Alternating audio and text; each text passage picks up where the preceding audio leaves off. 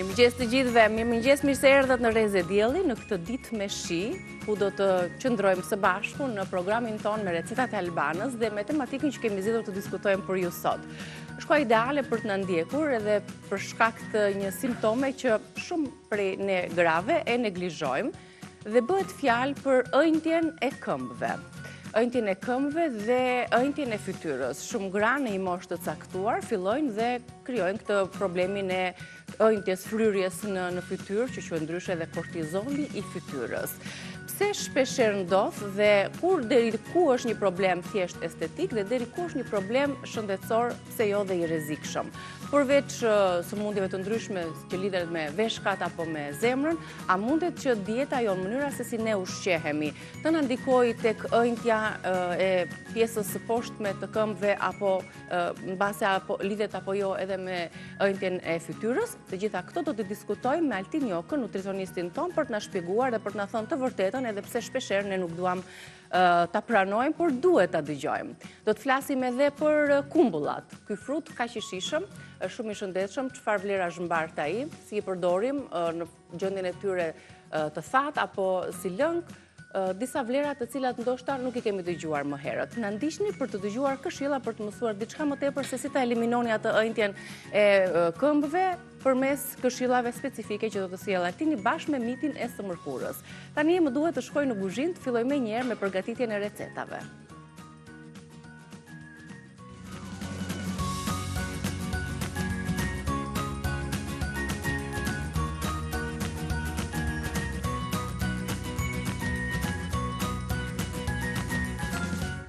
Mirëmëngjes. Mirëmëngjes. Pas kem mbush tryezën plot. Po. Qa gatuajmë? Qa kemi sot për drek? Pas kemi makarona të mbushura. Po. Ka në lonin ndryshe makarona të mbushura quhen, sepse përderisa kjo është i pet për makarona, normalisht makaronë është. Por makarona betoni. Të tubat. Atëherë, ato tubat e duhura. Kemi si përbërës, normalisht, ku kam spinaqin. Spinaqin e kam prerë, e kam larë mirë me sot, sepse dihet që spinaqi ka dhe kur është e i fshatarit është akoma më i voçkë dhe ka akoma shumë dhe, por është më i miri. Për të qenë më i mirë akoma, i kam shuar pak ëzuj derisa volumi të ulet. Iku kjo pjesë këtu. Kam tek spinaqi që kam të larë, normalisht, të marr gjizë.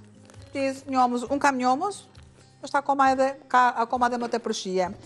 Tek njomza, nuk do marrë të gjithë paketimin, është shumë i kollajt dhe do të vendos një pjesë të njomëzës. Do më nduket që po... Më e lëngshme, është më kremoze, normalisht është më kremoze. Ja këtë masën këtu, përse nuk e preva tërësisht, sepse dua që... Na duhet për një recetë të ardhshme. E në këtu. Do të shtoj. Një kokër vezë. Pra, përgatisim mbushjen e makaronave. Njomza, veza, spinaqin që unë e kam të vendosur që të zbutet dhe t'i ulet volumi. Normalisht kam kripën, piperin, kam armysh karmoskat, që du mua të më kaloj të beshameli dhe të beshameli mua më duhet të li rahës është kurësori me gjithë përbërësit. Kam qumësht miell, vezë gjalp. Djathi është për t'i dhënë, djathi është për t'i dhënë atë shijen më të veçantë. Patjetër nëse ne nuk duam me beshamel, marrim pak nisështe, pra kemi alternativa. Por, me që kam diçka me nisështe, nuk e vendosa këtu që mos të përsëris vete në gatim. Patjetër që i shkon shumë mirë, i shkon edhe i vjen kur them unë, koperi. Dhe sot kam gatime që vërtet, mua më duhet koperi goxha. Koperi e qetëson shijen e gatimit, edhe aromatizon shumë mirë. Më duhet edhe pjesa e bishtave, ja.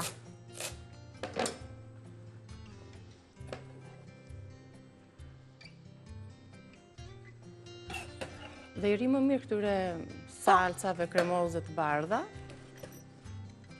akoma dhe më mirë se sa majdanozit, dy bimët të cilat ne nuk i ndajmë nga tryeza. Elementi më njanë që mos të... Dersa, unë të merem dhe sepse kërkon një ftohje. Shtoj. Kripën e pas ka marrë me koplaslik të madh kripën sot. Do ketë gjiza ndoshta? Apo është pa krip njomza që kemi marrë? Njomza është pa krip. Okej. Megjithatë,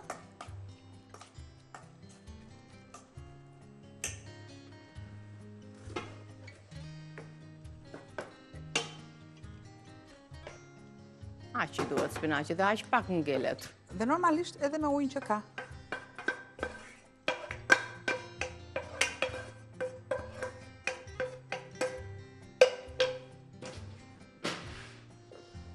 Përzijej.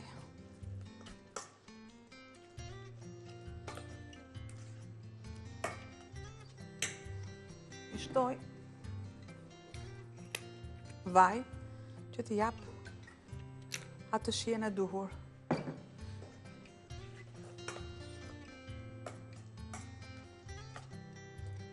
E lë të ftohet. Pregatis beshamelin. Aroma shpërthyese koperit, shiduri dhe me gjizën, me njomzën dhe me spinaqin duket se kombinohen shumë mirë. Shtoj pjesë gjalpi që të krijoj yndyrën, sikurse e duhura është gjalp vaje dhe ku kemi pemën është tjetër nivel, sepse kemi një vaj ulliri cilësor, edhe paketimin në shishe të qelqt edhe të erët, është i duhuri për të ambalazhuar dhe të ruajtur vlerat e jashtëzakonshme të një vaj ulliri, dhe pema e sjell në disa variante. Vaj në ullirit, vaj ulliri ekstra i virgjër, vaj ulliri i virgjër dhe vaj i cili vjen nga ullinjt e jugut të vendit tonë.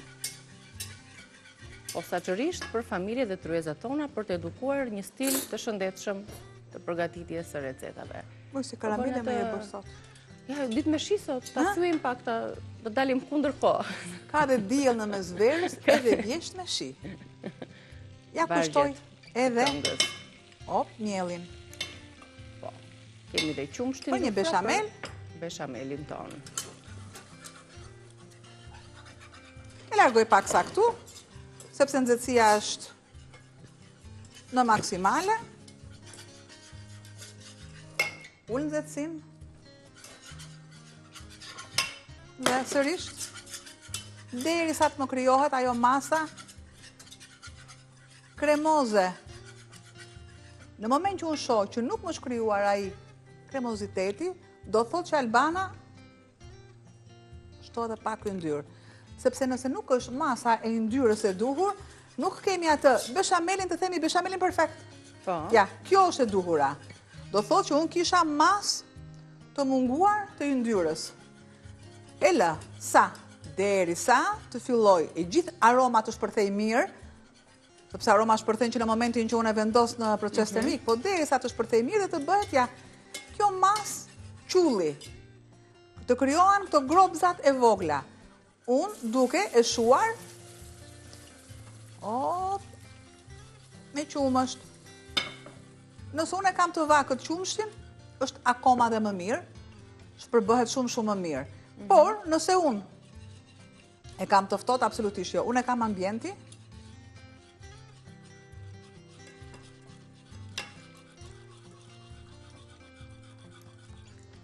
Tani, ngre volumin e nxehtësisë, ja.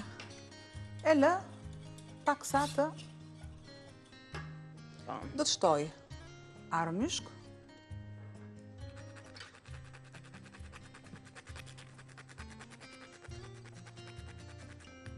Kaj sa duhet që mos i jap atë idhsin, sikurse edhe pjesën e kripës. Nuk më duhet beshamelin piksur, se nëse unë do ta mpiks beshamelin, më ngel e pa pjekur kaneloni. Ose makarona tub. Ama tub, ë? Po, që të ketë një çik hapësirë. Dua të gjithë të masën e qumshtit ta kem në beshamel. Duke patur beshamelin dhe duke patur mbushjen, jemi gati tani të veptojmë për të mbushur kanelonit ose makarona në formë tubi, apo format tjera që o dëshironi për t'i mbushur, të tilla janë, proces punë kanë, një nga mbushjet më të shishme për makaronat, më të thjeshta, me fare pak kosto. Shoh që kanë. E i shtojmë edhe pak njomës. Pa tjetër, se shoh që ka lakështira, jo lakështira është. Edhe për sasin e makaronave që kemi. Nëse, unë shoh që nuk e kam arritur qëllimit,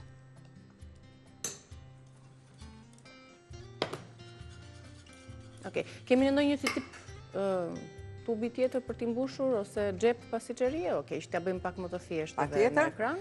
Pra juve, shumë mirë në moment që se keni këtë, meni një qese të zakonshme, prini cepin pak të fare. Unë e kam ku e kam këtë, sepse jam edhe, është edhe një show i vogël, normalisht. Nëse, se me iku dhe fillim mendimit, jam marrë pak miell këtu, për shembull, tek ola, prandaj dhe unë zgjedh që të kem olën. Përse? E kam të lëngësht, po shtoj një lugë miell shtoj. Kemi këtë lugën. Bravo, ja. Kemi përgati pak miell që të përgatitesh për... Bëj një piksje.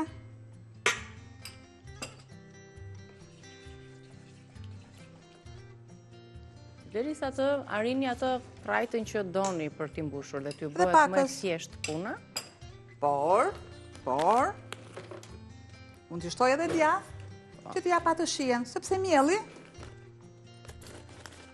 nuk dua të kem aromën e miellit, sepse nuk e kalova tek gjitha në proces. Termik, ja, e shtoj këtu. Ja pa të... Po vendos edhe këtu.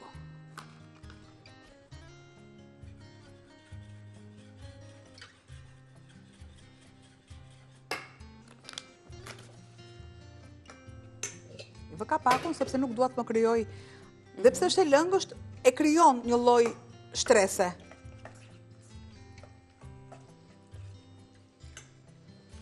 Le të marr një lugë ose një garuzhde. Ja, ta mbaj unë kështu që ti hedhësh kollaj garuzhdet. Mos të bëj pis. Opa. Mbushim plot dhe fillojmë me makaronat. Sepse në shtëpi dhe po të bëjnë pis, nuk është problem, ha? Edhe këtu më s'ka problem? Nuk ka problem. E po mirë, pra. Se po në rrith nga poshtë. Po të ashtë da të bëra duar pisëm, që ja. Tani. Ja, me bismila. Ja me bismila. T'japë makaronat, ti e mbush, e tregojmë dhe... Opa, ja. Ky proces, kujdes edhe... I fola! S'ka problem. Dhe do njërë nga lartë, nga poshtë. Fustani që ta sola mbrëmë. Hameniki. Doli. Mbushet, del gjë. Shisa. Shiko se është spinaq ai.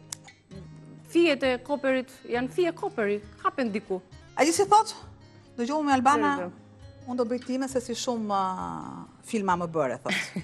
Më bëre shumë filma, thot. Ja, njëra unë bush. Që kështu, unë do të bëjt e unë fty filma.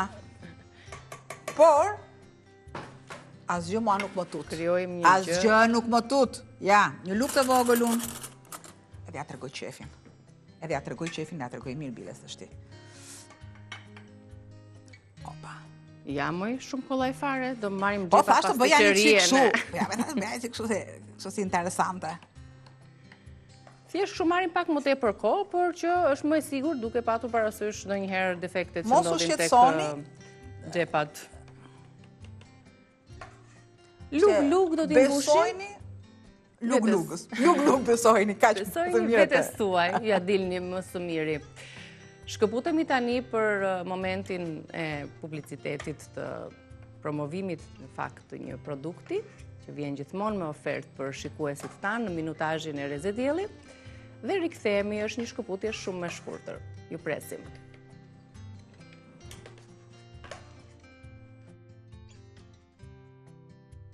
Dhe kështu po vazhdojmë t'i mbushim edhe pjesën tjetër të makaronave, me mbushjen që përgatitëm dhe ju e ndoqët, me pak spinaq, me njomës, me koper, dhe sigurisht përmirësojmë shijen me kripën edhe me piperin e zi. Së bashku, le t'i përsërisim edhe njëherë produktet që na udeshën, që ne e përfunduam, po që do t'ju duen dhe juve në shtëpi, kur të përgatisni kaneloni me spinaq dhe gjiz. Një pako me makarona tub të mëdha. 100 gram djath kaçkavall, gjalp për lyerjen e tavës dhe për mbushjen do t'ju duhen 500 gram spinaq, 300 gram gjiz, 1 tuf koper, 2 vezë, 2 lugë gjelle vaj ulliri, krip, piper dhe arë moskat. Përgatitëm gjithashtu edhe salcën bechamel, 1 litër qumësht, 100 gram gjalp, 100 gram miell, krip dhe arë moskat. Pra, du t'jetë e barabartë sasia e yndyrës, gjalpi dhe mielli, kur duam një bechamel perfekt.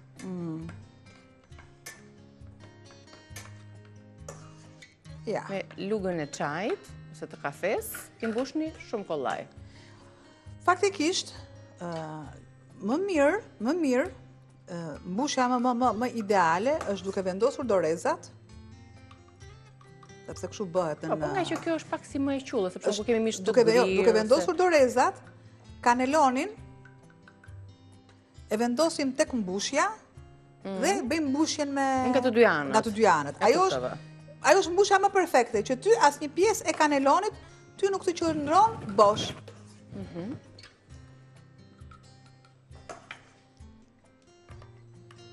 Kam edhe pakës, është e pakës, edhe gjysma më duke se është, po hajde. Pastaj sipër do t'i shtojmë bechamelin. Te bechameli normalisht, si që tha dhe goca, yndyra duhet jetë, nga ndonjëherë mund të jetë edhe më tepër nga mielli, sepse në varësi të miellit që e themi vazhdimisht dhe... Mos në dalë thatë në fund. Po, sepse nëse ajo do jetë e thatë, normalisht ty do të kokryzohet mielli. Kur ka yndyrën e duhur, do jetë në formën e një qulli, derisa në moment të lëshoj ato fluskat e vogla.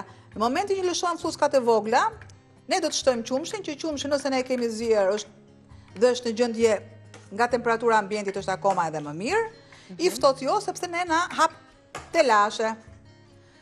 Ne po të duam i shtojmë vezën, dhe në të kundërt nuk i shtojmë vezën. Ajo është gjithmonë në varësi të dëshirës tuaj, sepse ka dhe njerëz që nuk e duan vezën, ne kemi dhe njërën këtu që nuk e do vezën, dhe e kemi gjetur... Me ty jo. Dhe e kemi gjetur që tek veza, ne shtojmë uthull dhe largojmë ata aromën. Do thoni ju e largoni aromën, po të ashti. Që jemi të sinqert, edhe totalisht nuk e largojmë, se prandaj dhe është çdo produkt ka aromën e vetë. Dhe kur themi të lule lakra, që shtojmë një kore buke ose sodën, po ju mendoni se largohet totalisht, po ju sa hyri në ambientin e kuzhinës, që ju kuptoni që është gatuar, por nuk është aq e fuqishme. Pra më pëlqen që unë t'jem shumë e sakt në ato që them. Dhe e sakt, jo e sakt me xhepin, por e sakt me lugën, se të me thënë drejtën, ma do pi 6, në dorë xhepi. Ja. E mbaruam. Një pako ishte kjo? Ka që kishte pakoja? Kishte edhe 4 copë më tepër, por gjë që mua nuk... Ti llogaritë sipas tavës, e kuptoj. Më duket se pas kam marrë dhe një më tepër, gjë që unë do ta lë me kaq. Pse do ta lë me kaq? Unë i kisha të radhitura edhe 2 copë më tepër, por normalisht në momentin që fillon dhe kalon mbushja dhe ka një proces nxehtësie patjetër, fillon edhe ja ku e kam. Okej. Janë shumë mirë. E largoj. Të mbushura plot me mbushjen që përgatitëm, me gjiz, spinaq, djath kaçkavall, koper, arë moskat, vezë. Pjesa që teproj midis makaronave. Edhe bechameli dhe nuk ka njëri që nuk i do makaronat pastat të gatuara në mënyra të ndryshme. Këtë herë me pak më tepër përkushtim, sepse është e tillë procesi, sepse duhet të mbushen, kanë dhe bechamelin sipër dhe direkt në furr. I kemi sjell shumë kohë më përpara të mbushura me mish të grirë. Lloje, një variant tjetër, një formë tjetër të makaronave, duhet ta gjeni besoj në kanalin ton zyrtari Rezidielli në YouTube. Shtoj pak ujë. Se shtove ujë. E shtoj ujë sepse është në piksur. Dhe në piksja, shtoj një vezë. E shtoj biles pa siklet, sepse nuk është aq e nxehtë.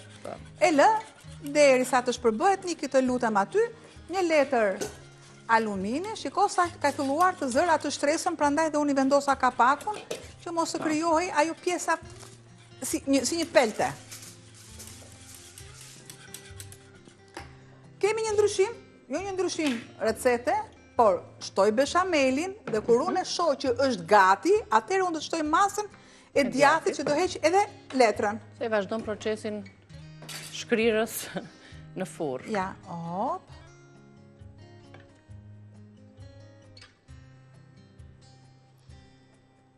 Shiko si zëvënd? Po.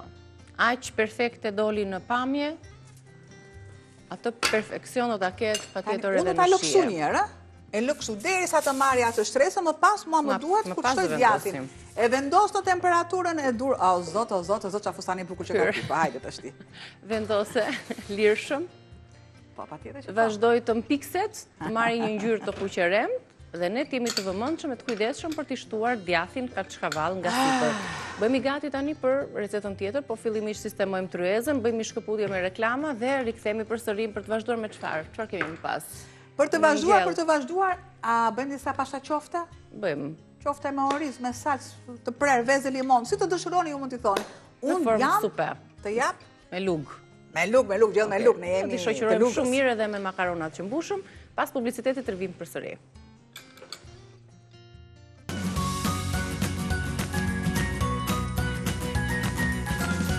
Jemi rikthyer në këtë pjesë të fundit të recetave, por që kemi receta ende për të përgatitur, do të përgatisim atë recetën tradicionale të supës me pashaqofte, i shohim pak produktet së bashku, edhe ato i kemi edhe në tryezë për t'i gatuar dhe për të treguar hapat konkret të përgatitjeve.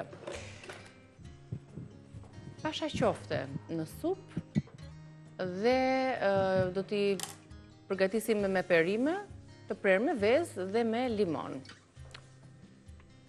I keni në ekran 4 lugë gjelle vaj ulliri për ta nisur me recetën, 1 karot në kubik të vegjël, 1 dek selino, 1 patate prerë në kubik, 1 presh i grirë, 1 litër e gjysmë ujë ngrohtë, 2 vezë, 2 limona mesatar,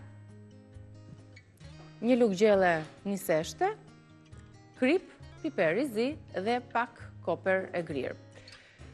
Në pjesën tjetër do të përgatiten ose paralelisht edhe qoftet, për të cilat kemi 500 gram mish i grirë viçi, 1 vezë, 1 qep mesatare, 1 karot e grirë, pak vaj ulliri, në filxhan 1/4 e filxhanit me oriz,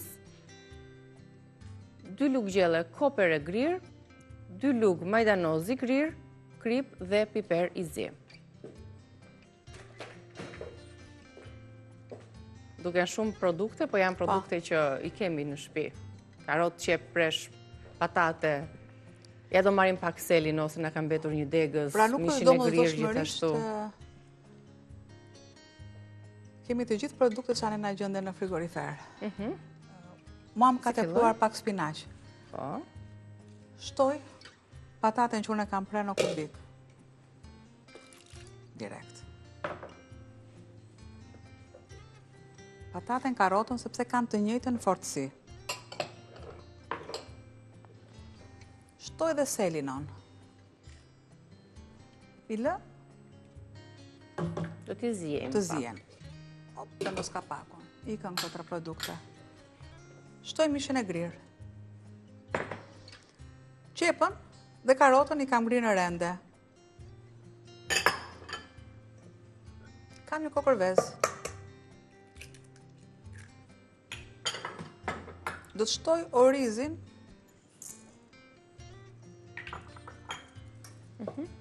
Krip. Piper. Ja që i kalova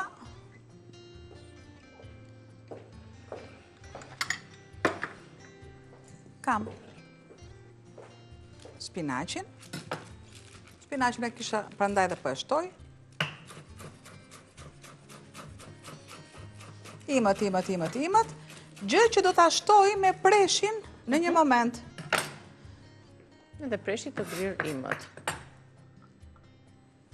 Do të shtoj 2 vezët.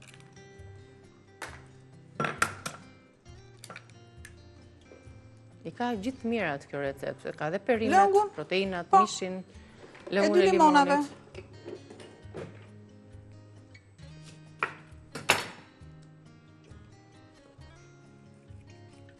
Kjo lidhe dhe me sasinë e vezër, pra 2 vezë, 2 limona. Ose nëse do kishim një vezë, do të shtonim një limon, një lëng limonit plot. Pra se është me kollajt për mua.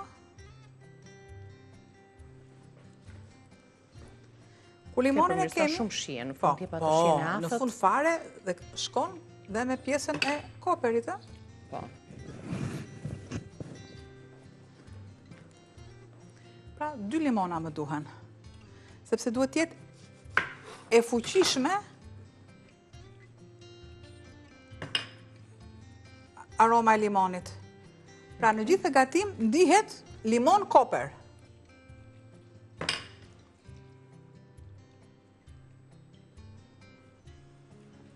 Dhe kjo pjesë i shtohet fundi që ne të ndjejmë atë shijen në mirë të afët të limonit. Kemi vënë pra perimet të zjenj, pataten, karotën dhe selinon, perimet që kanë më tepër nevojë. Në fund fare, shiko, për të shtuar tu kam qumësh me ujë, është i holluar, nuk është se. Punoj.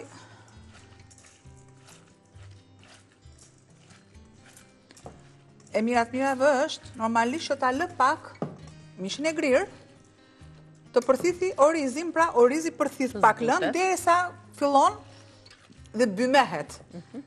Pra mos të shtoj miell. Nëse unë të shtoj miell këtu, normalisht unë do ta bëj qoftë do jetë shumë e fortë. Shumë e fortë dhe e pa bërë orizi. Prandaj ne shtojmë, është se sikur të shtojmë miell orizi. Kjo është. E lëm të bymehet mirë orizi derisa ne nuk shikojmë një masë e lëngshme fare. Laj pak duart. Vetëm me karot që pak mish të grirë dhe pak oriz. Do të bëjmë qofte të votë skla. Kur them laj pak duart, edhe shikoj pak kështu si vije dhurazi. Do t'i shtojmë kaçkavallin? Do edhe pakës fare. Do të shtoj mas majdanozi. E lë spinaqin. Tek majdanozi do të shtoj pjesën e kërcenjve.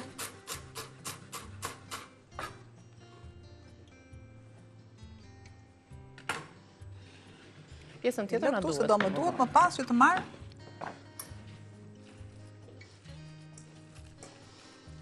shpërthejnë aromat. Edhe sa më të freskët të jenë bimët aromatika, aq më shumë ndihen këto aroma dhe mënyra se si ne kujdesemi për t'i mbajtur ato. Sa pak e lash,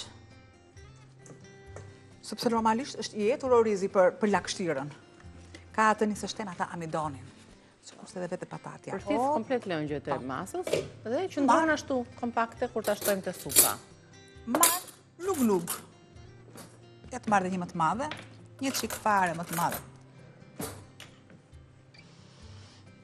Pra ne i shtuam më përpara perimet, që paralelisht i shtojmë t'i bashkohen edhe qoftet e vogle tani, që do të përgatisi Albana, sa një koperare. Ja. E vë ka pakun, se nuk është edhe aq namusqare, e do. Pra, një masë. Normalisht i fillojmë dhe rregullojmë edhe me... se s'është për i vëgramatur. Nuk i kaloj në miell fare, sepse nuk dua të trash, përderisa unë do vendos një seshten për trashjen e lëngut. Një seshteja, kur thonë plakat e vjetra, është më hafife se mielli, është më delikate se mielli. E bën më të bukur gjellën. Ja, ku e kam edhe këtë këtu. Në momentin që është... do lë kaq, dhe më pas... duke parë, duke bërë. Një që të lutem më vendos pak vaj në duar. s'ka problem. Hidhe pjesën tjetër tek mbushja dhe direkt në tenxhere. Japim formën dhe shtojmë për të vazhduar me zjerjen dhe për të pritur pastaj shihen sa të lëshohen gjitha lëngjet, por qoftja do të mbetet ashtu e lidhur. Me vaj, duart, i jepni një formë rumullaka akoma dhe më shpejt. Një nga pjatat tradicionale dhe shumë të shijshme të tryezave tona. Është një gatim mesdhetar faktikisht, që e ka... Edhe i shëndetshëm, ka perime mish, ka dhe proteinat edhe vitaminat. Dhe është dhe shumë thjesht për ta përgatitur atë. Disa e bëjnë më të vështirë, përderisa ne kemi tani është edhe stin virozash, malisht vendosin perime. Nuk shtoj mielin sepse kam pataten, do thoni ju, ke pataten ti po i shtoni së shten. Po nëse shten patatja ka vetin së shten, pra po i shtoj diçka që është e ngjashme me... Ose duhet edhe të lidhet pak, që marja të formën kremoze dhe cilën do ta pasurojmë dhe do t'japim atë ngjyrën e bukur edhe me anë të qumshtit në fund fare, siç kemi vepruar. Atë kremozitetin e duhur, ja. O, peshtojmë këtu. 2 perimet që duan më pak kohë, preshi edhe spinaqi, do t'i shtojmë nga fundi, kur të shohim që t'jetë zjerë orizi mishi. Tani do thush t'i e lëshoj qik dorën Albana, jo, po tani është më shpejt edhe dua që t'i jap tamam. E mi gati tani për tavën e makaronave të mbushura, kaneloni, që përgatitëm në pjesën e parë. Procesi fundit është shtimi i djathit kaçkavall. Niki shtoja dhe djathin. Si vendosim edhe letrën dhe direkt përsëri në ato minutat e fundit për ta vazhduar pjekjen. Tani ne lam pa letër, lëre pa letër, sepse ka marrë marrë stresën. Ashtu e lëmë, sa të shkëri pak djathi. Është beshameli që i kam mbuluar makaronat. E ke llogaritur gjithë masën për tavën, ta shtoj të gjithën? Po.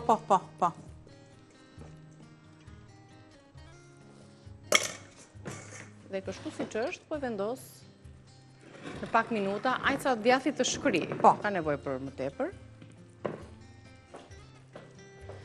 Ky gatim do 10 minuta para përgatitje, kanelonet, dhe 25 minuta, 30 minuta në varësi të furrës pjekje. Pra e gjitha shkallon të 25, 10, 35 deri në 40 minuta.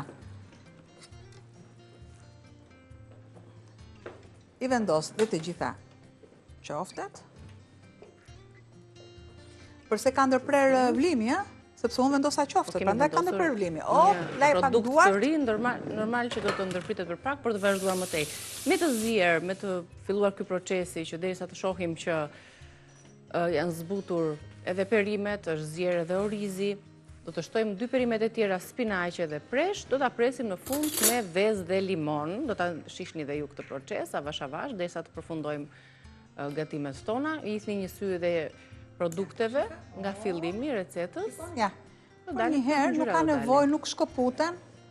Fare nuk shkoputen. Shtoj preshin tani. Ne do ta përshpejtojmë pak se na duhet të zgjej. Jo, do ta shtoj preshin sepse është i duhur.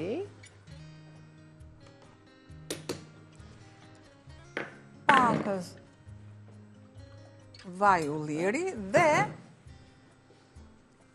marr një tas tjetër.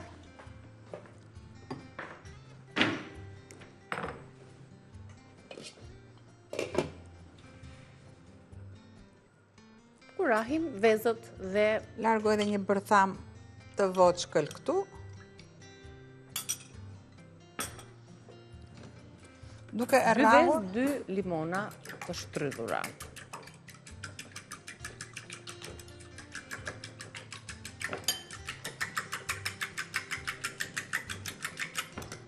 Pa i shpërbëjmë mirë dhe i shtojmë. Tani. Lëvezët. Shteni seshten.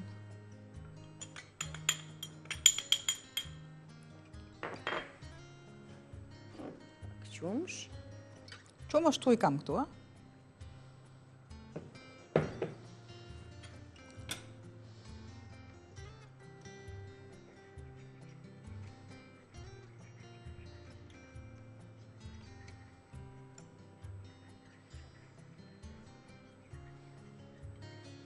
Do t'hidhesh paralelisht me gjithë vezët, po, edhe me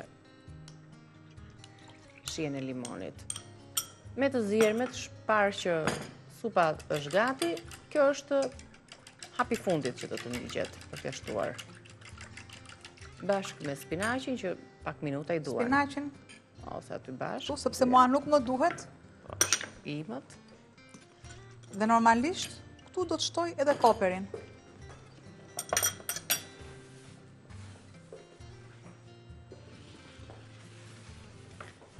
Dhe në pak minuta që na kanë mbetur, edhe një sy, anvisat edhe një herë recetës, pasha qofte në superimesh të prerë me vezë dhe limon, shifini pak perimet që u duhen për përgatitjen e kësaj recete, është komplet të thjesht, keni dëgjuar këtë recetë, është e traditës tonë, një pjatë shumë e ngrohtë dhe e shijshme për tryezat tona. I kemi ndjekur hapat njëra pas tjetrës dhe do t'i sistemojmë tani në tryezë bashkë me tavën me makaronat. Ja, dhe pak fare i duhen për ta sjellë aty në tryezë dhe për ta shijuar. Të dyja recetat mbi të gjitha shkojnë me njëra tjetrën në tryezë. Pak nga njëra, pak nga tjetra, pak supë dhe pak makarona të mbushura.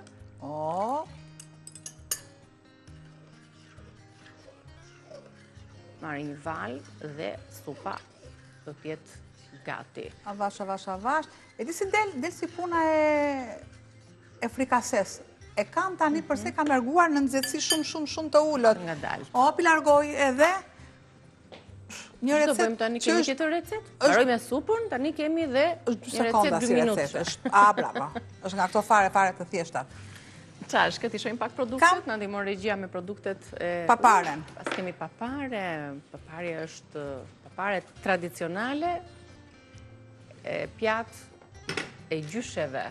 Papare me energjik, po jeni të bëjmë bani mend, sollëm pak kështu si, direkt në ekran dhe pastaj e lam për ta gatuar sot sepse ishte dita e tillë, një qep, krip, piper i zi, piper i kuq, në energjik, vaj ulliri dhe gjalp, bukë e ftohtë e ndënjur dhe djath i bardhë.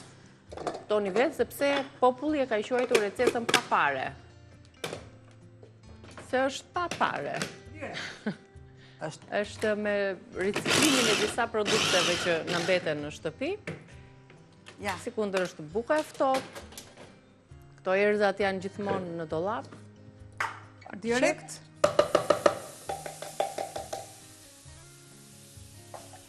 Shumë pak qumësht. Qumësht. Kemi dhe me ujë. Shumë pak. Bravo, të lumt. Edhe gjalpin.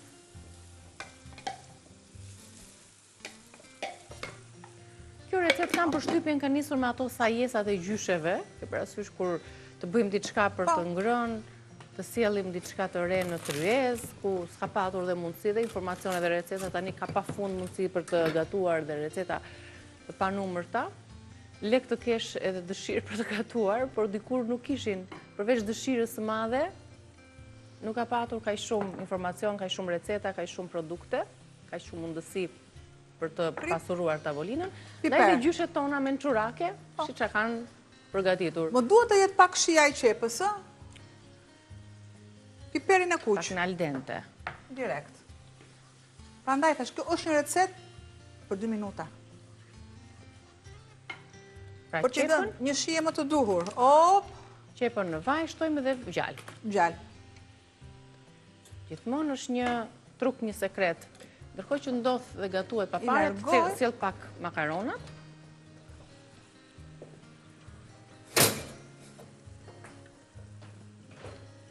Të mbushura me spinaq, me njomës, përgatitur edhe beshamel, shtuar edhe kaçkavall sipër, të ftohen dhe do ta shihni në fotot përkatëse në rrjetet tona sociale se si është në pjatë kjo recetë. Tani po e shihni në tavë. Pastaj përshihen, ja u themi nesër. Ja. Supa gjithashtu zien gradualisht, avash në temperaturë minimale. E kam thekur pak bukën, sepse është për bukën e ftohtë, me bukë të ftohtë. Pra qepa, erzat, piper të kuq, piper të zi, në fund fare pasi të shtojmë bukën, do të shtojmë dhe në energjikun, sepse do të dominoj shija dhe aroma e në energjikut. Buka e thatë. Shtoj. Në energjikut. Gjalpin mos e harroni, jep një aromë të mirë. Prandaj thash, është një recet për 2 minuta. Po të duam ne, për shembull, italianët e kanë përforcuar këtë shije sepse I shtojnë dhe në pomodor. Në pomodor. Për ngjyrë, për shije. Patjetër për shije. Prandaj vendoset pomodori dhe jo domatja. Unë kaj sa për ngjyrë dhe sa ato të rrudhen pak. Këto janë recetat, mos harroni, I gjeni edhe në kanalin ton zyrtar në Reze Dielli. Makaronat të mbushura, pashaqoften perime dhe papare me energjik. Mos harroni energjikun, jep shumë aromë të fortë dhe të shishme recetës.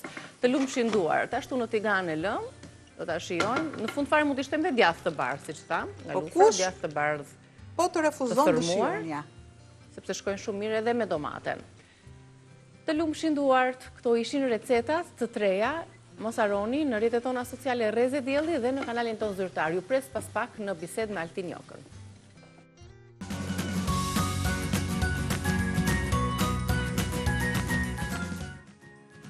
Ja ku jemi në Rezen ton, jemi rikthyer në program, pras lajmeve që u përcollën në studion e Andi Kapçiut, sigurisht që nuk do donim që të niste dita e tillë me këtë vrasje, megjithatë ne kemi zgjedhur të flasim sot për një tematik që I përket kryesisht grave, por pse jo edhe tek burrat e hasim, është diçka që neglizhohet paksa, duke e trajtuar më tepër si një problem lodhje, takat, qëndrimi gjatë në këmbë, ulur, stresi e meradh, siç është ëndja e këmbëve. Do të flasim çfarë fshihet pas këtij fenomeni, pas këtij problemi, kësaj gjendjeje. Gjithashtu me Altinin fillimisht e përshëndes, sepse na duhet që të përshëndetemi paraprakisht. Përshëndes Altin, uroj ditë të mbar. Faleminderit edhe faleminderit për ftesën dhe uroj gjithëve edhe teleshikuesve dhe juve të kaloni një ditë sa më të mirë. Faleminderit. Do ta nisim me mitin e së mërkurës, çfarë ke përzgjedhur për ditën e sotme, do të flasim për ëndjen e këmbëve, çfarë fshihet pas këtij problemi tek gratë kryesisht, për kortizolin e fytyrës, shumë gra në një farmoshe fillojnë dhe ëndjen në fytyrë. Dhe pastaj do të flasim edhe për vlerat, benefitet që kanë konsumimi I kumbullave, edhe sidomos dhe I kumbullave të thata apo lëngu I tyre, çfarë të mira sjellin në organizëm. Ta nisim me mitin? Pra kemi gjithë të histori të gjatë për të bërë, si çdo të mërkushje kemi ngarkuar, kështu që nga 2 mite ne do themi 1 që mos ngarkojmë temat e tjera që vinë më pas. E drejtë. Atëre unë kam zgjedhur sepse mite ka shumë vërtet, edhe unë po bëj një libër në të ardhmen shpejt, do të jetë një libër vetëm për mitet e gabuara ose atë që ne na është ngulitur në mendjen tënde, në mendjen tonë. Atëre miti I sotëm është që sëmundjet kronike janë të pashërueshme. Kudo që ne e dëgjojmë këtë gjë, të gjithë jemi të bindur nga kjo, madje në një sondazh që është bërë në 12 shtete, 97.5% e njerëzve besojnë se sëmundjet kronike janë të pashërueshme. Dhe po të kthehemi vetëm 60 e ca vite para, doktor Pottinger ka bërë një sondazh përsëri për sëmundjet kronike dhe vetëm 79% njerëzve më parë, pra para 60 vitesh, mendonin se ishin të pashërueshme. Dhe po të hyjmë në një histori të lexojmë dhe të shikojmë, madje edhe në mjekësinë moderne, shumica e mjekëve këto problemet e artritit, problemet e psoriazis, depresionit I quajnë të kurueshme. Dhe kush mjek thonte është e pakurueshme, duke si pa aftë ose qeshtin me të. Domethënë, për dekada ne na është thënë që diabeti nuk shërohet, tiroidja nuk shërohet, hipertensioni nuk shërohet, astma, artriti, psoriaza, depresioni, do t'i kesh tër jetën dhe duhet të konsumosh ilaçe. Është një nga gënjeshtrat më të forta dhe më të mëdha që ne e kemi besuar dhe kemi ende në mendjen tonë. Pra kjo është e vërteta. Kush është e vërteta faktikisht? E vërteta është që është një mënyrë për ta mbajtur njeriu sa më shumë të varur nga ilaçet, nga frika dhe nga sistemi I cili lyhet ose ingranazhi që lyhet në këtë sistem në aspektin e parave, pra për parat. Na është mësuar që ne duhet të dorëzohemi para një sëmundje. Kur na thot doktori ose mjeku që ju keni ose na thot fjalën kronike të një sëmundje, çfarëdo që të jetë, ne kuptojmë se çdo gjë atje ka marrë fund. Edhe në këtë moment e tutje në këtë çast të jetës, ne duhet përdorim vetëm kutira pafund të ilaçeve, sepse kjo diagnozë, nëse nuk e përdorim, mund të na rrezikojë edhe jetën. Por si është e vërteta? Sëmundjet kronike nuk janë të pashërueshme. Ato janë të paadresuar tek shkaqet kryesore. Trupi jep gjithmonë mesazhe, na dhjet mesazhe që ne duhet të dëgjojmë. Për atë që ne mund të kemi bërë gabim, për atë që ne duhet të ndryshojmë. Trupi nuk është një mekanizëm i dëmtuar ose i prishur, që njerë funksionon mirë, njerë nuk funksionon. Ai në këto qaste është i mbi ngarkuar. Trupi nuk së more se haron të funksionoj mirë. Madje është një nga, mund të themi, një nga funksionet më të jashtëzakonshme, ekosistemet më inteligjente që mund të ekzistojnë. Ai së more sepse ndihet i lodhur nga mënyra se si e trajtojmë, nga mënyra se si ne vendosim terrenin, pra atë tokën që ne do mbim. Në një tokë në shkretëtir e pa trajtuar nuk mund të mbi asgjë. Edhe në shkretëtir sot që mbin janë të trajtuar ato toka.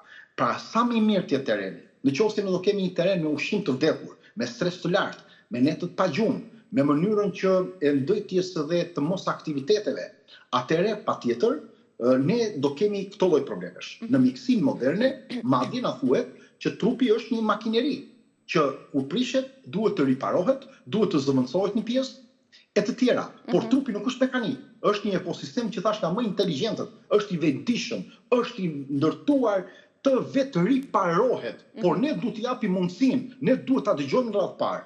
Kur ndryshon terreni, ndryshon e gjithë historia e këtyre sëmundjeve. Kur ne kemi pastruar mërqin nga toksinat, kur ne kemi kthyer një mikrobiom të balancuar të baktereve të mira, ku ne kemi ushqyer gjakun me dritë, me klorofil, me lëndë ushqyese, jo me sheqer, kur mendja jonë qetësohet dhe është e paqë, atëherë edhe kur fryma rregullohet, biologjia fillon të ndryshojë trupin tonë. Hormonet stabilizohen, inflamacioni fillon bie, gjumi rikthehet, sistemi imunitar rigjenerohet dhe fillon. Shkenca e ka pranuar vetë. Ne e dim shumë nga shkenca sot që qelizat kanë inteligjencë. Ato komunikojnë, ato kujtojnë, ato përshtaten, ato rigjenerohen. Vetë mërqia rigjenerohet në 70% formës nëse ne e presim. Zorët rinovohen në stres çdo 4 ditë.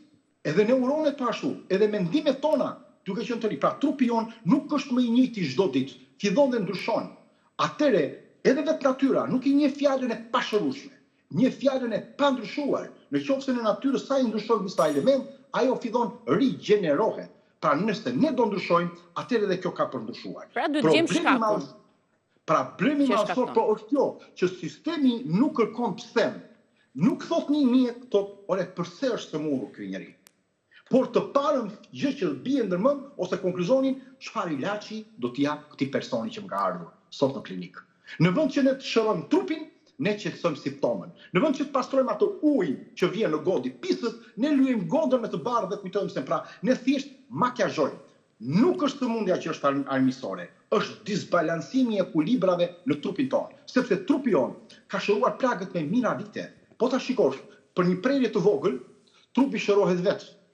Për një dëmtim që ne kemi një hëntje në dorë, në goditjet, vetë shërohet vetë.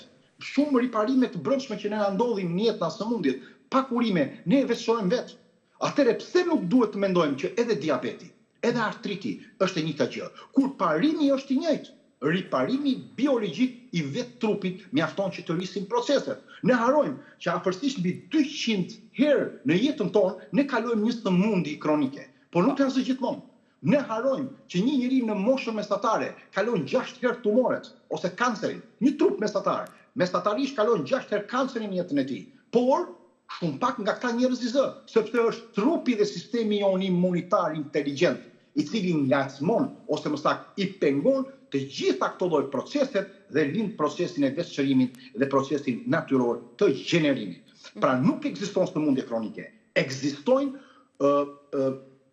mund të themi mënyrë kronike e jetesës që po na mban të dëmtuar dhe pikërisht sëmundja fillon kur ne kemi humbur këtë terren. Sepse në momentin që ne fillojmë ta gjejmë këtë terren, fillojmë të stabilizohet, nuk kemi nevojë ndoshta as për leje, as për receta. Trupi nuk ka nevojë për urdhra. Trupi ka nevojë që ta lësh të lehtë, ta lësh të lirë dhe ti lësh të bëj të gjitha proceset dhe ta asistosh tek ai. Shërimi nuk është një mrekulli. Ne kujtojmë se shërimi është mrekulli. Jo, është një proces natyror që është gjithmonë në veprim dhe që ndodh tek çdo kush.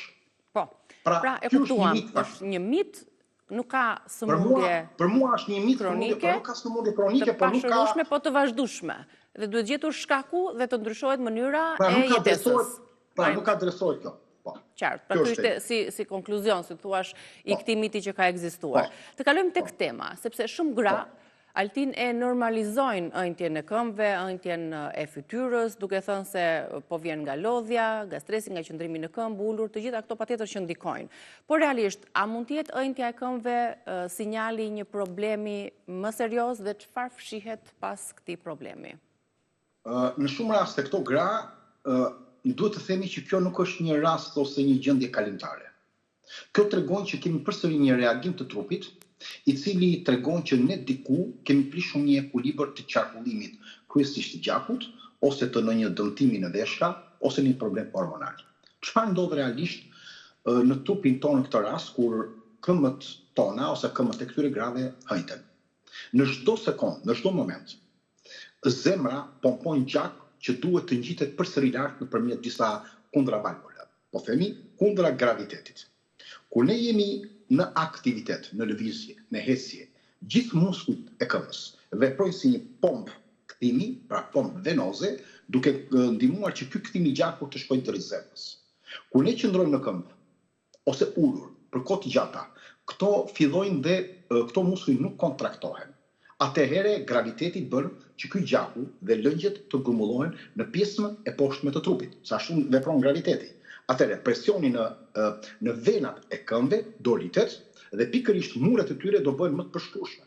Dhe patjetër që ky lëng do dalë jashtë këtyre indeve dhe ne do kemi atë që ne quajmë edem. Pse ndodh kjo? E para ka disa arsye. Gratë kanë një nivel të destabilitetit kryesor të estrogjenit. Çfarë bën estrogeni midis shumë elementeve tjerë, se unë kam shpjeguar në çdo emision her pas here estrogeni se ka rastisur. Midis të tjerave, estrogeni ndihmon ose më saktë favorizon mbajtjen e ujit dhe natriumit të trupit. Ndërsa progesteroni është e kundërt. Kur kemi këtë disbalancim të këtij raporti, sidomos para ciklit menstrual, në shtazani, po ta vëmë re, në menopauzë ose perimenopauzë ose edhe pas saj, atëherë trupi mban më tepër ujë, se kemi një destabilitet estrogjeni. Nga ana tjetër, ne dimë që të gjithë enët venoze të grave janë më të ndjeshme se sa të burrave, nga presioni hormonal që ato i shoqëron ndaj cikleve të jetës tyre që kanë, pra të menopauzës, të menstruacioneve, të ciklit deri tek të tjerat. Kështu që kjo ndodh edhe nga kjo. Nga ana tjetër, hëntjen e këmbëve na vjen edhe nga problemi i veshkave.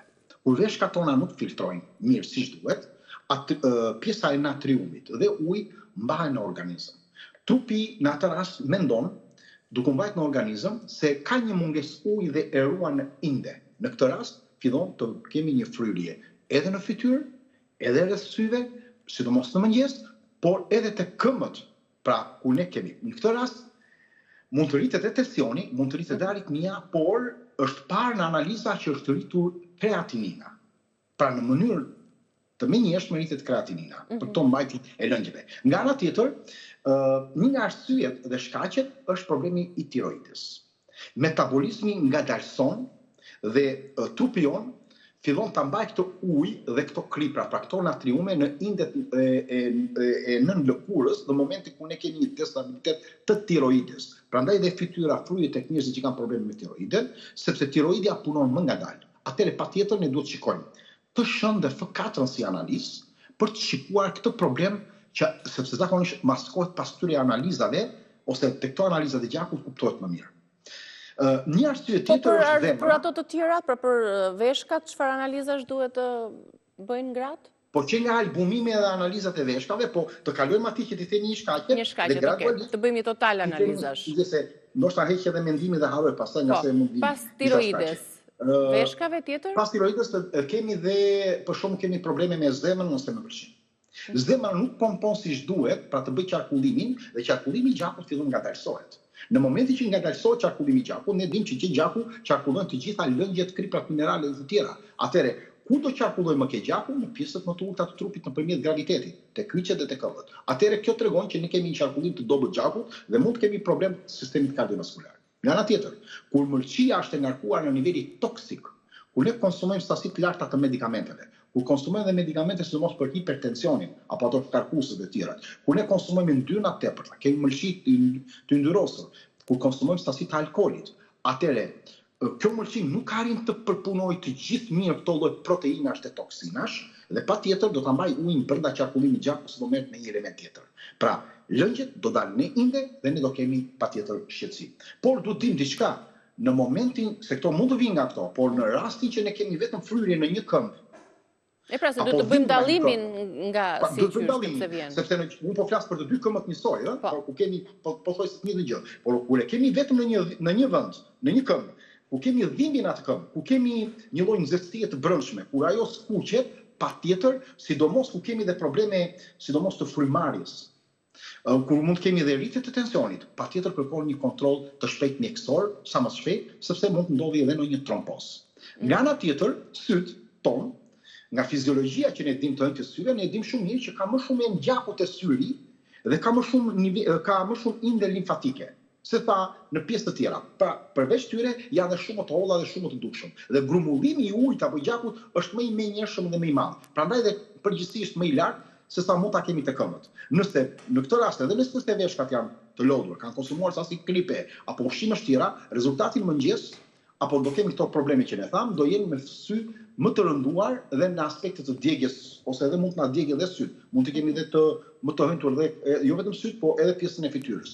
Nga ana tjetër, ne duhet të kuptojmë që syt janë dritarja e veshkave. Në përgjithësi, problemi me syt do të thotë që ne kemi probleme me veshkave. Dehidratim, ose kemi pra nuk konsumojmë sasi të larta uji, ose krip të lartë, ose konsum të ilaçeve, të hipertensionit, ose konsumim të lartë të proteinave, ose probleme në sistemin limfatik, ose konsumim të ushqimit sidomos të ngarkuar natën dhe nuk po gjendet ekuilibri. Dhe kjo patjetër që rritet mëngjes. Në ana tjetër mund të jenë alergjit, ato që lyejnë makiazhet apo këto elemente të makiazhit të kozmetikës, sepse pikërisht alergjit bëjnë që kapilaret të zgjerohen dhe patjetër që lëngjet të dalin në pjesën e indeve dhe poshtë syve pa krijon një reaksion. Nga ana tjetër, këto sy të hëntur mund të vinë edhe nga problemet e sinuseve, nga mishi huaj në hund, nga sinuset, por dhe nga inflamacionet e fsheta kryesisht nga bronket. Ka shumë raste që njerëzit kanë probleme të bronkeve ose të sëmundje, sidomos të konsumimit të pirjes guanit, të cilët janë bllokuar, qarkullimi është më i dobët dhe pikërisht në fytyrë fillon ky qarkullim të pengohet. Presioni në zonën e hundës dhe të ballit dhe këto lëngjet që ne themi do grumbullohen në sy. Pra mund të jetë një inflamacion i tillë. Si duhet ta kuptojmë këtë gjë? Në qoftë në mëngjes kemi një fryrje të tillë, atëherë duhet kuptojmë që është sistemi i limfatik dhe veshkat. Sepse trupi nuk i ka hequr gjatë natës. Pra, edhe fjetja gjatë natës keq, shtrirja keq, gjumi i vështirë, gjumi jo i plot të jep fryrje. Nga ana tjetër, nëse kjo fryrje është gjatë ditës dhe vazhdon, kjo tregon që mund të jetë problem inflamacion, që mund të jetë nga bronket, nga sinuset apo një element tjetër. Gjatë ditës dhe kur është gjatë natës, duhet të kuptojmë, pra kur ne kemi një fryrje kur na vjen darka, atëherë është probleme e një mërqie të dhjamosur, një mërqie të lodhur dhe patjetër që duhet patjetër të bëjmë një analizë edhe për mërqin. Po. Qartë, tani do kalojmë tek analizat dhe do dua të di që se shumë gra për shembull e konsiderojnë meqense kam ëndje të këmbëve duhet të konsumoj ujë.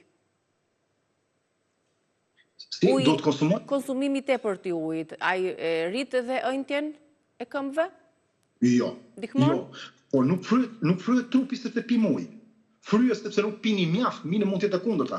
Sepse uji është transportuesi i toksinave për të bërë pastrimin. Heq kripën, pra gjithë pastrimet dhe lëngjet e ndëjtura që ne kemi marrë nga toksinat apo elemente të tjerë, duhet ndodhin nëpërmjet ujit. Pra nuk është mungesë e tij, sepse trupi ruan ujin si një pasuri të çmuar, uji është gjë nga më kryesore, furnizohen indet, furnizohet çdo qelis trupin ton. Pra nuk është uji që na dëmton. Mos e hiqni ujin nga konsumimi, se kjo është vërtet një diçka e keq kuptuar se unë kam vënë nga të tjerët, edhe nga të tjerët që kanë bërë konsulta. Më marrin më thonë që kanë filluar ta ul fare sasinë e ujit se më hënqen këmbët. Në të vërtetë ndodhet kundërta në aspektin biologjik. Mungesa e ujit është një arsye kryesore pse trupi mundet të fryhet. Mund të fryhet madje. Në qoftë se nuk pim, nuk po them të tejkalojmë në sasinë e ujit, por kur ne ulim edhe sasinë e ujit, në qoftë se nuk e pim, atëherë trupi çfarë bën? Që aktivizon gjithë të mekanizëm që quhet mekanizmi i mbrojtjes. Pra ne nuk hidratohemi mirë, ne nuk marrim një sinjal, pra trupi merr një sinjal të mungesës. Dhe kjo çfarë do bëj? Do ta mbledhë ujë më shumë trupi, se merr një komandë, se tash trupi është inteligjent. Kjo madje do bëj që të mblidhen këto në inde, më shumë ky ujë të akumulohet dhe të fryhet trupi më tepër. Roli i ujit është ekuilibrus edhe te natriumi dhe te kaliumi. Pra, dakor, po kripa Altina e dëmton? Apo është mit që është numri 1 për Çekuilibri elektroliteve dëmton. Kur uji uji nuk mund ta përkeqësoj fryrjen. Për momentin ndoshta nëse do kemi probleme, por në 95% të rasteve që është vërtetur, pirja e ujit është zgjidhje dhe jo problem. Ujin nuk duhet ta pim ngadalë, kjo është kryesore, me glënka të vogla, duhet ta pim gjatë gjithë ditës, mos pime me stastira të jashtëzakonshme. E kuptova, se largojmë dhe elektrolitet. Doli problemi i ujit, sepse hollojmë dhe lëndje trese dhe nxjerrim edhe problemet e gjithë këtyre mineraleve dhe elektroliteve. Do t'i shtojmë pak krip detin nëse kemi mundësi, pra pak, që nuk do të thotë ta shmangim ujin gjatë natës, mos e pim gjysmore ose një ujë para se të flëm gjumë, gjysmore, po themi afërsisht, një orë jo, sepse do të shohim natën dhe do kemi hëntje në mëngjes për problemet edhe të këmbëve dhe të fytyrës. Kompresat, çorapet, mbajtja e këmbëve lart, a ndihmojnë për t'i çojtur ato? Janë një zgjidhje? Sigurisht për të gjetur shkakun. Në një farë mënyre po patjetër, në një farë mënyre po, sepse ky grumullim i këtyre lëngjeve që ne bëjmë, patjetër na krijoi këto hëntjet patjetër. Dhe çorapet bëjnë një kompresim, prandaj që edhe çorapet kompresime dhe shtypin lehtë gjithë to venat, sidomos që janë në sipërfaqe të muskujve dhe rrisin presionin nga jashtë. Duke bërë që ky lloj presioni të bëjë që qarkullimi i gjakut të shkojë drejt dhëmrës. Dhe patjetër që kjo janë të mira dhe parandalojnë deri diku këtë gjë. Pra në terma normale mund të themi që kjo mund të jetë një lloj pompe artificiale venoze që ne mund ta bëjmë në këtë lloj kompresimi dhe qarkullimi ka për t'u ngadalësuar, lëngjet do gromullohen më avash, më lehtë në inde, patjetër që këto çorape do ta rregullojnë. Por duhet kemi kujdes, nuk rekomandohet të çdo njeri këto çorape, sepse në shumë raste bllokojnë problemet arteriale. Në shumë raste bllokojnë dhe furnizimin me gjak. Në disa raste këto kompresime, po themi, nuk mund të jenë nuk janë të shëndetshme. Zakonisht duhet vendosur në mëngjes, pra duhet marrë një konsulencë, duhet vendosur në mëngjes, para se të kemi një shfaqje të madhe të saj hëntjes dhe fryrjes dhe të hiqen nga mbasditja. Jo të përdoren, se zakonisht njerëzit e vendosin natën dhe heqin në mëngjes dhe vazhdojnë. Jo, ato duhet vendosur në mëngjes që është aktiviteti më i madh dhe nga mbasditja duhet të jenë. Por nuk janë ilaç. Kjo është një lloj strategjie momentale. Në rast se ne nuk kemi zbuluar se kush është shkaku kryesor, kjo nuk është zgjidhje. Kjo është zgjidhje për momentin e caktuar. Nga ana tjetër ne mund të përdorim edhe disa kompresa me ujë të ftohtë, që është shumë i mirë, sepse temperatura e ftohtë ne dimë shumë mirë që kushton enët e gjakut. Dhe kjo trupi ç'a bëhet? Trupi e ngroh përsëri, ato do zjerohen. Ti ke rifreskuar. Pra po themi është një lloj aktiviteti ose një palestër për enët e gjakut. Ky është një efekt shumë i dobishëm, por përsëri mund të vendosim edhe kupa akulli të mbështjella, por përsëri nuk është zgjidhje e jashtëzakonshme ose zgjidhje. Ne gjithmonë duhet të ecim te problemi i shkakut ose të gjejmë simptomat. Dhe si ta gjejmë shkakun, cilat janë analizat që duhet të kryejmë për të kuptuar pak më shumë. Atëherë duhet të bëjmë një komplet të hemogramës totale. Pra, të gjitha analizave që kemi probleme të veshkave, duke filluar edhe me problemet e mërqisë, edhe problemet e sistemit të tiroideve apo problemet hormonale për të kuptuar se ku kemi një problem, edhe të analizës proteinës së reaktive ose të sedimentit për të shikuar a kemi shtrirje të inflamacionit dhe gjërësit të inflamacionit, sa i gjërë ishte inflamacionit në rast, për të kuptuar se ku jemi. Po kemi mundësi dhe disa element, kur të bëjmë edhe panelin e hormoneve, përveç të tiroideve, po të bëjmë edhe analizat e estradiolit, apo edhe të progesteronit dhe të kortizolit, do ishte mirë. Por mos harrojmë që patjetër pastaj këto do jenë baza kryesore, për të kuptuar se ku jemi. Pastaj të shikojmë situatën më pas, ku do na dali problemi që të çojmë analizat pak më tutje, sepse mund të bëjmë disa analiza akoma dhe më të specializuar. Pra, edhe të urinës, edhe të albuminës, duke mbledhur dhe urinën 24 orëshe, apo edhe të albuminës. Por gradualisht bëjmë to që një person mos harxojë para të pafundme nëpërmjet analizave. Mirë, tek ajo Intja, kur ne prekim, krijohet një gropës. Çfarë tregon ajo që mezi merr formën e lëkurës? Jemi shkëputur ndoshta për shkak të internetit. Gjithsesi, do ta pyes Altinin më njëherë pas publicitetit, bëjmë një shkëputje edhe ne për të ristartuar dhe për të folur edhe për kumpllat pastaj, por mbajeni mend pyetjen që bëra Altini se mbase ju intereson për të marrë përgjigjen.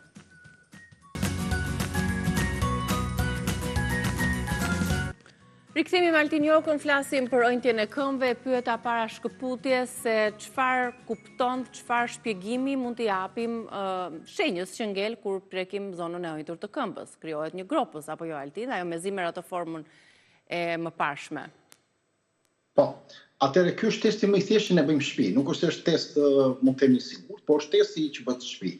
Shtypet me gishtin tregues, shtypet afërsisht për 10 sekonda, pjesa e përparme e këmbës, pra diku mbi kyç, është mira mbi pjesën e poshtme të kërcirit, pastaj hiqet dhe shikohet dhe vazhdohet. Në rast se kjo do kthehet më një herë, kjo grop kthehet më një herë brenda 3 ose 5 sekondave, atëherë nuk kemi ndonjë lloj probleme ose nuk kemi ndonjë edem.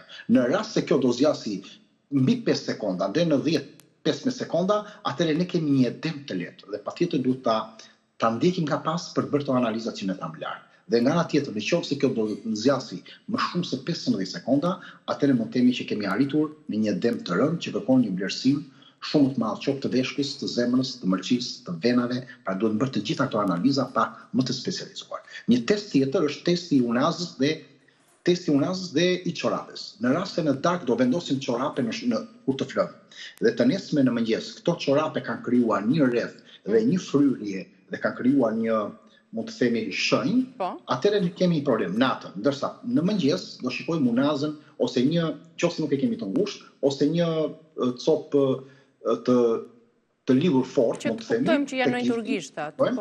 Në mëngjes dhe do ta shikojmë në darkë. Në rast se kjo në darkë do jetë ndryshe, pra do kemi një vështirësi tek lidhja e kësaj, atëherë kjo përsëri tregon të njëjtën gjë.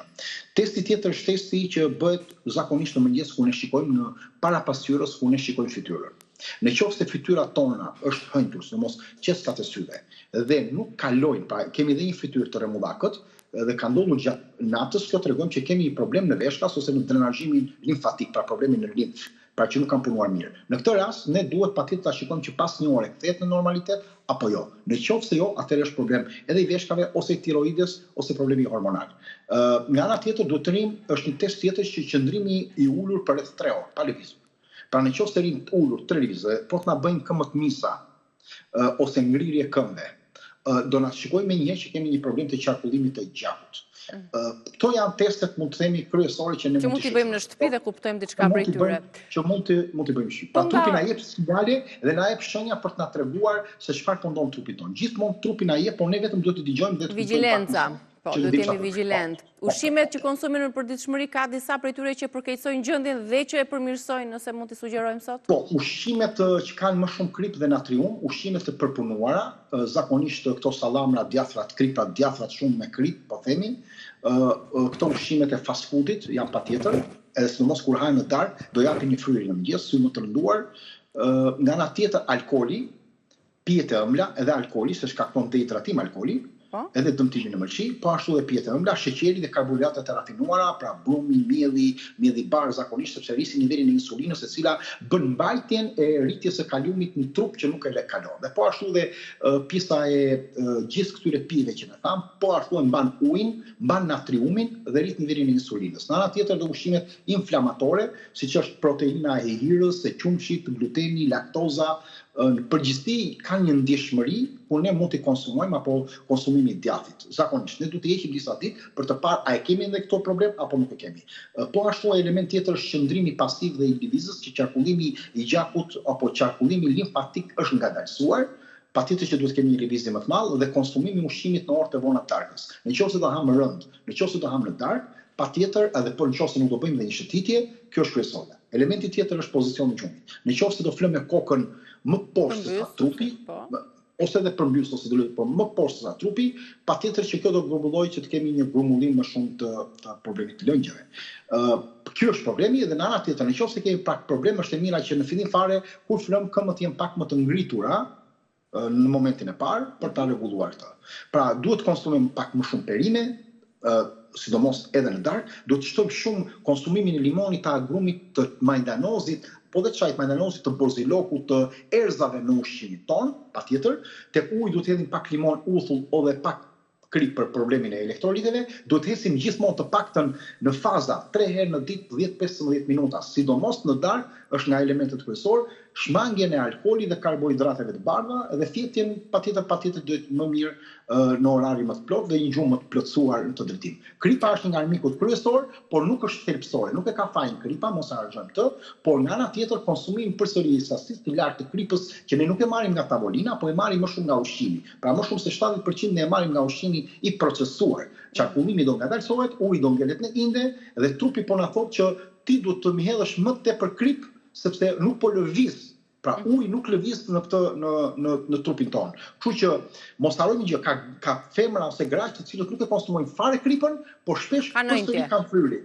Kjo tregon që ka një dominancë të estrogenit ose kanë probleme hormonale që ne po e themi që bëjnë efekti kripës në këtë drejtim duke destabilizuar. Kemi destabilizat elektrolit të natriumit, të kalciumit dhe të kaliumit. Pra është ulur niveli i kaliumit në dietën tonë ose në trupin tonë dhe është rritur niveli i natriumit. Duke rritur nivelin e kaliumit, ne do ta lehtësojmë të gjithë të fryrje, kemi probleme me hipotiroidizmin, ose kemi veshka të mingarkuara, kemi probleme të albuminos ose mungesë proteine. Edhe pse ne nuk konsumojmë krip, mund të jenë të dieta që janë pa mishra fare, përsëri ne kemi një fryrje, pra ndodhe kundërta në këtë rast. Pra, çelësi nuk është heqje e kripës, sepse kripi i detit është nga kripat më të mira që mund të kemi. Problemi është i kaliumit, i destabilizimit, i mos hidratimit dhe ushqimit të cilin kemi apo i lëvizjes që ne kemi. Po. Në mbetën dhe pak minuta tani të kalojmë tek përfitimet që merr organizmi nga konsumimi i kumbullave të thata, i kumbullave të freskëta, i lëngut të tyre, duhet të ketë shumë benefite apo jo. Ne dimë në përgjithësi që bën mirë për konstipacionin, po sigurisht që ka edhe shumë të tjera përfitime. Po, atëre. Kumbulla është më e mirë se shumë fruta në shumë drejtime. Është shumë e veçantë dhe shumë e pasur edhe në nivele të shumë të larta të antioksidantëve. Kumbulla është më e mirë për shembull, është më e mirë se molla se ka më shumë vitaminë C se molla. Madje ka shumë antioksidantë se molla dhe pastron më mirë zorën edhe mërqinë se ta molla. Është më e mirë se dardha për qetësimin e problemeve të kapslëkut, sepse dardha është përdorur më parë për kapslëkun se mos dardha e pjekur. Është më e mirë se portokalli janë në probleme të acidike duke pasur nivele të mira të vitaminës C. Po jo se ka më shumë sa. Është më e mirë se pjeshka sepse ka më shumë antioksidantë që punojnë për mërqinë. Pjeshka është një kurë natyrale për mërqinë. Kumbulla është më e mirë. Kajsia është një kurë natyrale për të pastruar zorën. Kumbulla është më e mirë. Është më e mirë se banania në aspekti i fibrave, sepse ka dhe nivel më të ulët të sheqerit që shkon në gjak vrrushëm. Është më e mirë se fiku në disa raste, sepse ka nivel më të lartë të vitaminës C. Pra është fruti më i mirë për detoksin, për kapslëkun dhe kura më e mirë për diabetikët duke bashkuar ndoshta edhe bamjen. Dy këto nga elementet më të mirë të ushqimit, edhe hudhrën, por po flasim për kumbullën, është nga më të mirët sepse është nga më të mirët për problemet e forcimit edhe mbrojtjes qelizore në trupin tonë. Është shumë e vlefshme për qarkullimin limfatik edhe për problemin e atyre ujrave që kanë gratë apo edhe fryrin e këmbëve. Pra është nga pastrueset më të mirë, është nga frutat më të pasura të antioksidantëve. Çfarë ka kumbulla? Kumbulla e zezë ka afërsisht, pra kumbulla më mirë është kumbulla e zezë. Ka afërsisht 6000 njësi në ORS, pra në atë vlerat e orakut që ne kemi të antioksidantëve, 6000, poronica ka 9000 deri në 10000. Kumbulla e kuqe ka diku 4000, 5000, molla ka 2000 ca. Portokalli ka 2000, kajsia ka 1000 ca, antioksidant. Kumbulla ka harinje zeza, e kuqja në 6000. Ka nivele të sheqerave natyrore, ka fibra dietike shumë pasura, ka nivele të kaliumit, magnezit, të hekurit, ka mangan, ka fosfor, ka vitamin C, ka vitamin K1, ka beta-karoten, ka nivele të folateve pra vitaminës B9 në këtë rast dhe ka nivele të mira të fibrave dietike, të kaliumit, të hekurit, të kalciumit, vitaminës K, të sorbitolit dhe kumbulla duke pasur këto antocianinat, që janë pigmentimet natyrale që apintojnë ngjyrat, janë antioksidantët më të fuqishëm që kumbulla ka. Duke filluar që nga cianidi apo peonidi dhe të cilët luftojnë të gjithë nivelet qoftë të kolesterolit, të trigliceridet, ulin nivelin e inflamacionit, ka asidin klorogjenik, e cili është një nga përbërësit më të studiuar të kumbullës, që është një antioksidant i fuqishëm natyral që ka një efekt që mbron mërqinë, e pastron mërqinë nga yndyra, ulin nivelin e sheqerit në gjak dhe shumë e mirë për diabetikët duke bërë dhe absorbimin e nivelit të glukozës. Është një antiinflamator i jashtëzakonshëm asidi klorogjenik në zorë, po ka nivelin e asidit neoklorogjenik, që është një antioksidant i klasës fenolike, që kombinimi me acidin klorigjik bën një efekt shumë të mirë të një detoksit të jashtëzakonshëm që ja kalon ndoshta edhe disa ilaçeve dhe suplementeve të mëdha. Kemi nivelit të quercetinës, një polifenol bioaktiv i cili ndihmon qarkullimin e gjakut, elasticitetin e nerveve të gjakut, ka një efekt antialergjik, antihistaminik duke ulur nivelin e histaminës në trupin tonë. Ka nivelet të katekinës, si çaji i jeshil, që mbështet gjithë sistemin jo vetëm kardiovaskular, po dhe nivelin qelizor të pjesës tonë. Ka beta-karotenët, të cilët janë pranishëm të kumullat e verdha kryesisht, dhe të kuqe, pra atë që kthehet në vitaminën A. Pra kumulla ka nivele të larta të këtyre elemente, që bëjnë uljen e kolesterolit, përmirësojnë gjithë raportin HDL-LDL, po ashtu janë shumë mira për problemet e zorës, për problemet e mërqisë, për trigliceridet, bëjnë rregullimin dhe aktivizimin e disa enzimave për të ndihmuar glutathionin të prodhohet më shumë, po mos harrojmë, ka një efekt i jashtëzakonshëm për forcimin e kockave, që ne nuk e kemi thënë, sepse kockat tona nuk duan vetëm kalcium, duan edhe vitaminën K, pra duan një seri gjërash të bashkuara, duan bor, borin e ka shumë të madh në mënyrë natyrale kumlla, duan magnez dhe duan disa nga këto polifenole,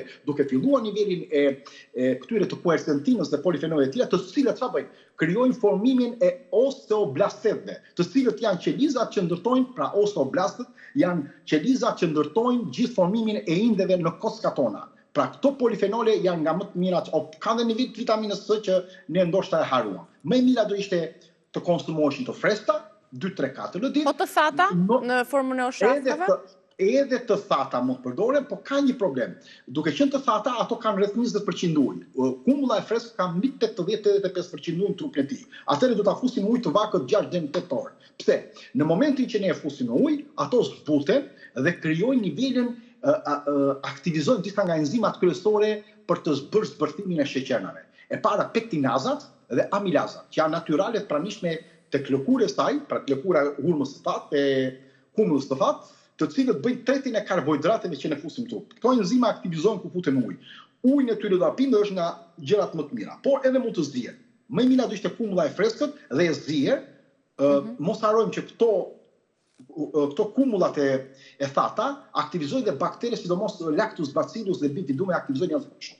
Dhe bëjnë dhe përmirësimin e tretis, por ulin dhe aciditetin edhe në zor, po dhe aciditetin në përgjithësi në trupin tonë. Dhe rrisin nivelin edhe fibrën pektike në trup që të bëhet një element më i mirë i jashtëqitjes apo i lëvizjes peristaltike. Lëngu që do përfitohet është më i mirë të zdihet, sepse duhet dim, hurma ka nivele të larta të sorbitolit dhe duke pas sorbitol dhe pektin, kombinimi i tyre bën që pastrimi i zorrës dhe lëvishmëria të jetë më e madhe. Dhe është nga më të mirat, më efikaset në pastrim, ja kalon çdo elementi tjetër. Është më i efektshëm ndoshta kumullat e thata kur zdihen, por dhe kumullat e freskëta kur zdihen me pak ginger, me pak kanellë, me pak lëkurën e mollës, patjetër që do ishte më i mirë. Apo edhe ekstraktimi i lëngut të tyre, do ishte shumë i mirë. Po kumullat e zeza, mos harrojmë që kumullat e zeza janë nga më të mirat për këtë lloj problemi. Megjithatë mund të përdorin nga kumullat. Patjetër, dhe kumullat e tjera të verdha, po kryesisht këto të zezat qarkullojnë. Ka dhe kalium që bëjnë edhe atë rregullimin e presionit apo stabilitetin e atriumit edhe për këmbët e grave që tha më parë, po edhe për presionin e gjakut dhe qarkullimin e gjakut. Është nga elementet më të mirë për uljen e problemeve të astmës dhe kuron dhe duke konsumuar lëngu problemet e bronchitit të ftovjeve të letrave. Përveç problemit të dhimbjeve të kokës, madje edhe problemeve të migrenës dhe dhimbjeve të kokës. Por midis të tjerave ul dhe problemin e depresionit të lehtë, po themi në nivelin e astit dhe stabilizon disa probleme të aritmisë në trupin tonë. Pra konsumimi i kumullës dhe i lëngut të kumullës. Praktikisht ne kemi përfunduar me minutat Altin, por do doja vetëm shumë shkurt, po jo, i humbet vlerat një kumbull që qëndron në ngrirje, sepse shumë njerëz për shkak të mos rezistencës së kumbullave i ngrin ato dhe i përdorin për më vonë, për derisa muaj. Atëherë në qoftë se i ngrin në këto temperatura që fillojnë ngadalë, atëherë muret qelizore dëmtohen pak më shumë. Në qoftë se ato ngrin direkt në temperatura të shpejta, asushit ngrin për shkak të procesuara që vijnë nga kompanitë që kanë mjete të caktuara, muret qelizore të hurmës të kumullës nuk dëmtohen. Këto dëmtohen më shumë dhe patjetër efektshmëria e tyre mund të bie ndoshta 10-15%. Qartë. Por jo se janë të vlefshme, nuk është se na humbasin vlerat kryesore. Patjetër vetëm ka një problem në momentin që shkrihen dhe ato ringrihen mbi 2 herë, atëherë kalojnë edhe në aspektin bakterial, por në aspektin e dëmtimit tyre edhe në murin qelizor shkon më shumë se 40-45% dëmtimi tyre. Në momentin që ne kemi kaluar ngrirja, duhet i përdorim me patjetër. Ngrirja dhe ringrirja është e dëmshme për çdo produkt. Faleminderit shumë Altin. Të uroj ditë të mbar, faleminderit për informacionet që përsollëm sot dhe këshillat që dham për temat që diskutuam. Faleminderit dhe juve që na keni ndjekur. Shihemi nesër me Reze Dielli. Ju përshëndes.